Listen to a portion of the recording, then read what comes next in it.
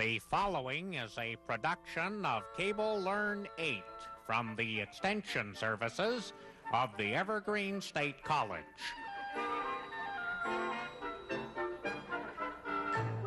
Okay, welcome to Activist Training 101, where we say better active today than radioactive tomorrow. And that's a good starting point for today's class, isn't it? Slogans and chanting. You know, when the president comes to town, you're all together in a group, you want to chant something.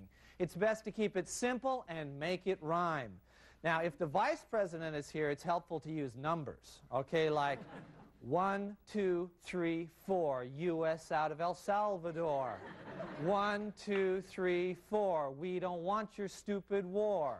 1, 2, 3, 4, no nukes next door. You know, keep it simple, okay? If you recall that embarrassing episode last Earth Day when people started chanting 1, 2, 3, 4, stop the depletion of the ozone layer by the use of chlorofluorocarbons, rhythmically, it's off. It's off. It's wrong.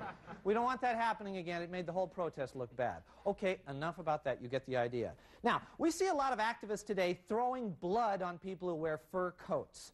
Now, people should be ashamed to wear fur. But I'll tell you, some of those activists should be even more ashamed at their poor blood-throwing form. I can tell you none of them took my class.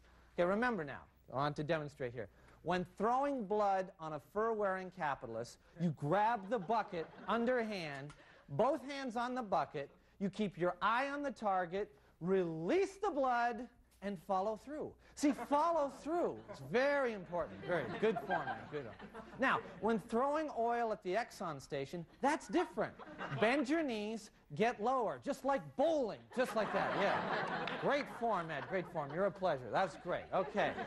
And while we're talking about form, let's talk about our group die-ins. That's when we pretend to die in a big group downtown to protest American support for the fascist governments in Central America, the Trident base, or just nuclear power in general.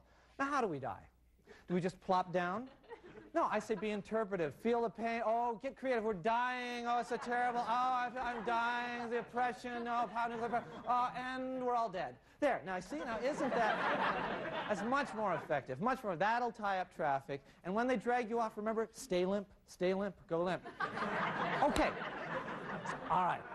Let's talk about petition signing. Hey, if you don't get those signatures, we can't save the spotted owls no matter how many trees we spike, right? Okay.